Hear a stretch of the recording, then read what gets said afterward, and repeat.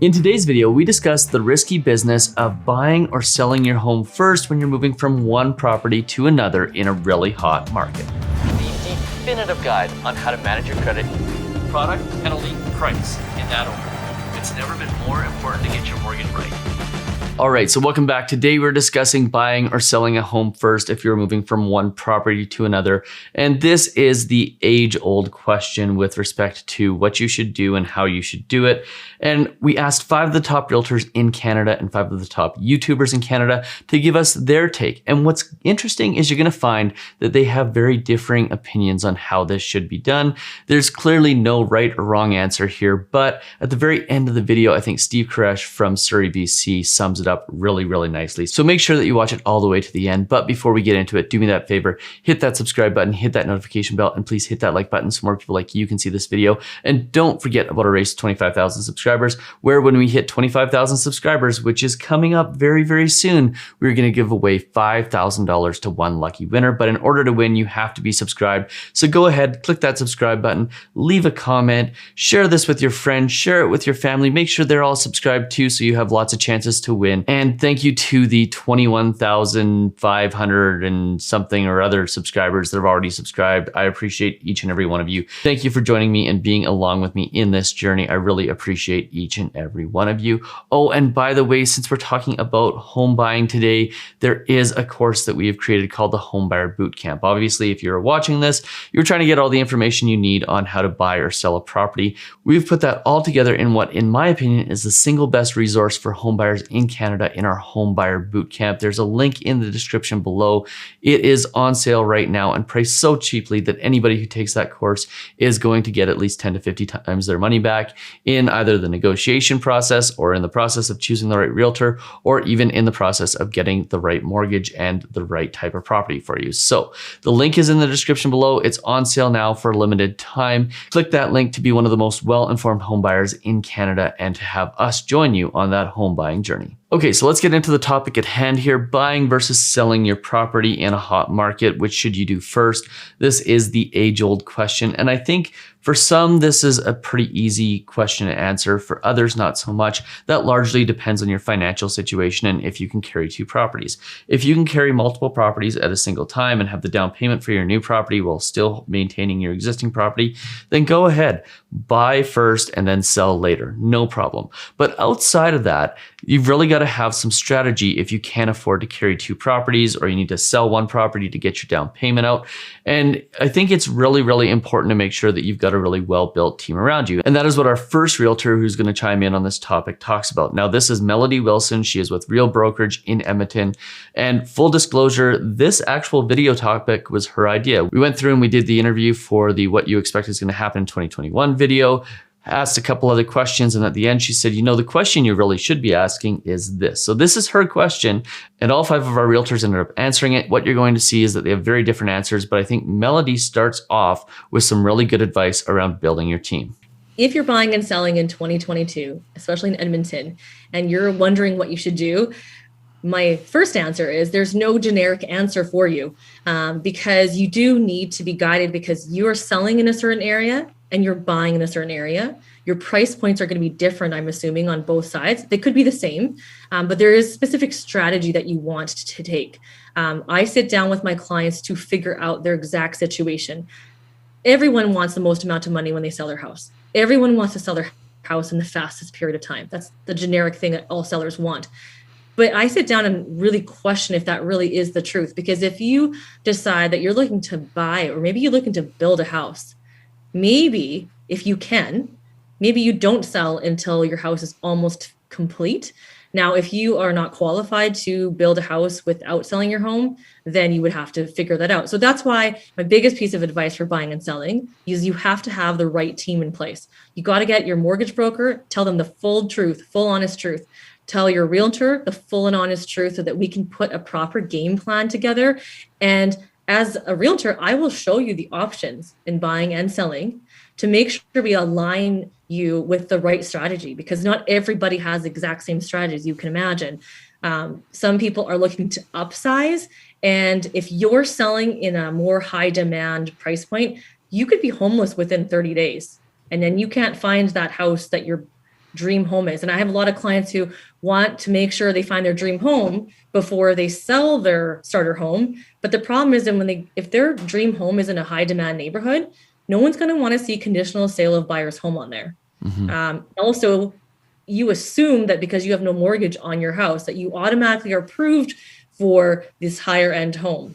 Well, sorry, I don't want to be rude, but you got to get your ducks in a row, because you might think it, and maybe it is possible, but if you haven't done the work with a mortgage broker beforehand, it makes your life even more stressful, because now we've got to get you approved and the house approved during a very short period of time. If you're competing in multiple offers, that does not look good. If we want to help you win a multiple offer, you've got to have everything lined up. So there's a lot of assumptions that can be made. And I find that if you as a buyer want to have the least amount of stress, don't make assumptions. Put the right team in place, get all your questions answered, make sure that you're operating based on fact. And then as a seller, we are able to coordinate, and we can get your house ready for sale and not put it on the market and then start looking. We don't have to look and then go, oh, we found it. We have 24 hours to put your house up for sale. We want to make sure your house, you know what's to do on your to-do list, so that when you do go look at houses, you know, okay, I still have to do all these things. I better not get too attached to these properties. So my advice there is just make sure you have that team, because then we guide you through that. You don't have to remember all that, and you don't have to know all the nuances of each house in each neighborhood. Now, I think Melody's answer here is really great. Giving full disclosure to your broker, to your realtor, having clear communication is the number one thing that you can do to make sure you don't find yourself in a really, really, really bad situation. And most importantly is having a strategy and a backup plan in case something goes wrong. Because if the market does turn, you're going to want to make sure that you have some sort of backup plan if you are in fact buying first, or even if you're selling first. It's all about planning and strategy and making sure that you have the right strategy. Now, interestingly enough, we're going to move to Peter Tulin, who is in Ottawa, and he has a slightly different take on this, and it's about finding the right property. So he goes ahead and suggests that you should buy first so that you are able to find the exact right property down the road. I'm going to let him talk about it. Great question. You know, it's always that catch-22, and I've always advised my clients to buy first. So we want to make sure we can find that property, because the inventory is so limited. We want to make sure we can buy it, and then if we can have it a good 2 or 3 month time frame, we can actually have their house concurrently being ready for the market before we pull the trigger on a property. And then we actually time the possession dates between the two. So it's not one of those one-day moves. It's actually a good week to 2 weeks where they can actually move their stuff in between the two properties. But you absolutely have to find the right property and see if the move is the right thing for you. Because some people will go on the home search journey and go, you know, I'm not finding what I'm looking for. I find that the value that I'm getting is not there, or I'm not ready for this right now. And those are all valid things to do research on first. So let's find out if the move is right. Let's find the house that works for you and your family. And then if we can solidify it, because it is a competitive market, tie it up, get it ready for you, and then we can actually put your property on the market afterwards. So certainly an interesting take on the buying first process. And in our next realtor that we asked this question, which is Tom Story of Toronto, you're going to see a very similar answer, but for a different reason. Yeah. So not in all cases, but for most cases in the Toronto market, we would recommend that you buy a property first. And the reason that I say that is because I don't want you to chase the market. So let's say you sell your property today and you go and start buying, but it takes 3, 4, 5 offers, maybe, 2 months down the road, you finally secure a place. But if the market has continued to go up during that time frame, it doesn't really make sense. Where if you could buy that property, secure it, and then sell your property in the next 30 to 45 days, you're probably going to be in a much better position. Now, it's impossible to ever time the market, but if you can be strategic about it, do that. Just to give an example, we had clients that bought a property in December when the market was kind of cooling off here in Toronto, when everyone else was thinking about the holidays. And then we had talked about, like, do you want to just list the condo in December too? And we're like, no, you know what, let's hold off.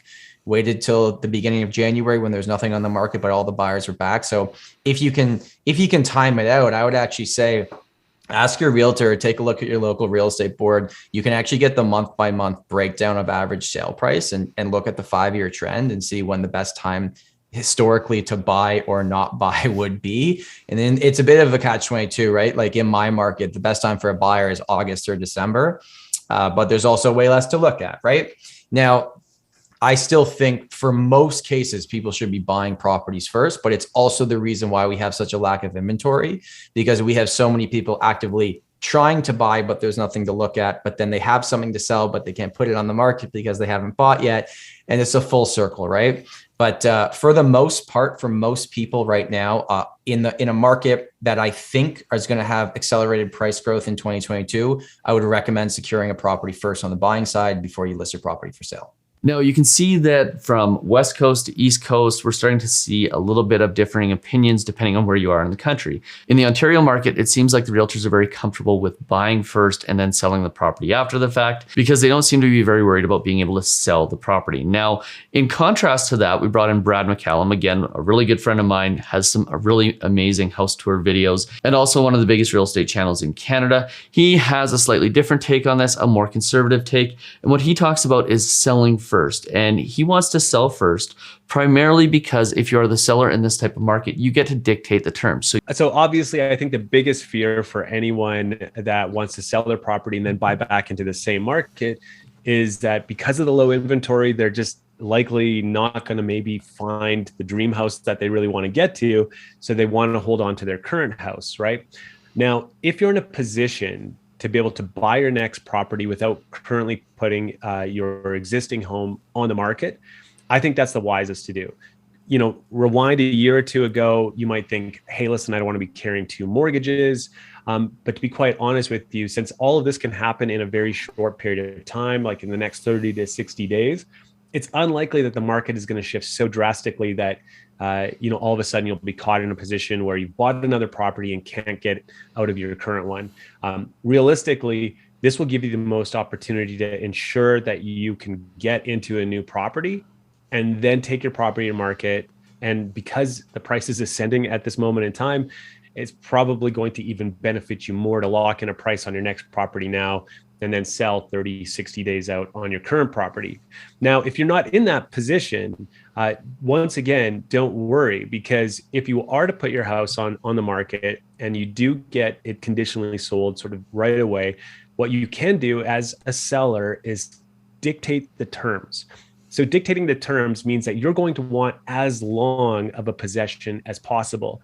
So being someone that has something that everyone else wants, a single family home or a property that's affordable in today's housing market, don't take a 30-day close just because they want to offer you the world. Make them wait 60, 75 days, 90 days if possible. Give yourself the largest window to go find that next property, and you can be confident that you'll find something you'll be happy with.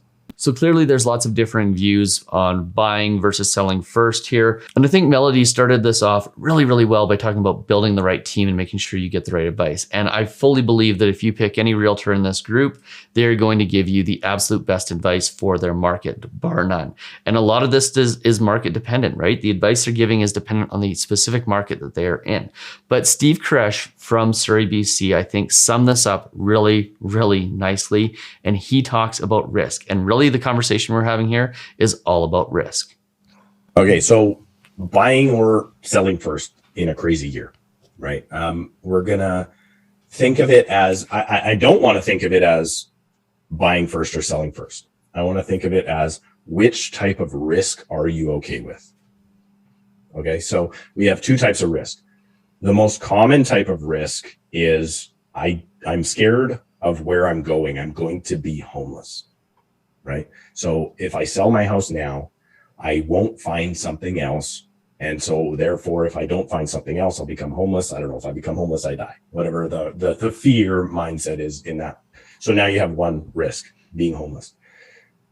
The buying first is what everybody wants to do. And to be honest, in today's market, that's probably the safer strategy because the market's increasing. But buying first has a risk of financial ruin because you don't know the money you're getting out of your current home. And if I'm correct, and we do see a correction in price after the peak, whenever that is, of 10%, someone will get caught holding that bag. So at the end of the day, I think Steve hits the nail on the head here. It's all about the type of risk that you're willing to take on. Am I willing to take on the risk of buying first, knowing that I may be holding the bag if the market turns? Or am I willing to take on the risk of selling first, knowing that I may have to chase the market up? And ultimately, do I have a backup plan for either of those scenarios so that if something goes wrong, I'm still okay? And that's what it comes down to, is it comes down to strategy and backup plans. That's what we talk about with our clients all the time. It's like, if you do X, do you have a backup plan if Y happens and you end up in a scenario where, you know, maybe you can't buy a property as fast as you thought you could, or maybe you can't sell your property for as much as you thought you could. And that's really all it comes down to, is having the strategy, having a backup plan, and making sure that the service providers that you're picking do have your best interests at heart and are making sure that you've got planning for both the best case scenario and the worst case scenario. And again, I feel so comfortable in the fact with these 5 realtors that if you were to pick one of them for your home buying process, that you would absolutely be in a phenomenal position. And if you're choosing a mortgage broker, you know, obviously I feel really, really comfortable with Mortgage 360 because we always make sure that people know their risks and what the backup plan is going to be. Make sure that when you're choosing your mortgage broker, your banker, that they also have your best interests at heart, and they're making sure that you will be able to make it through either a market turning the wrong way or a market turning upwards, and making sure that you are well taken care of from a strategy perspective. And I've got to tell you, we hear on a regular basis, and you know, I love our industry. I love the brokers in our industry. I love the bankers in our industry. A lot of them are all really, really, really good people, but there is this level of sophistication that comes with certain types of bankers and certain types of brokers. And not all of them do what we do, which is making sure that you're protected and you've got that backup plan. So when you are going into this process, ask the questions, make sure they're getting you that backup plan. And if you're not sure, mortgage360.ca, you can apply online and we'll make sure you're taken care of. So if you found this video useful, do me that favor, hit that subscribe button, hit that notification bell, please hit that like button so more people like you can see this video. Don't forget about that race to 25,000 subscribers, and we'll see you on the very next one.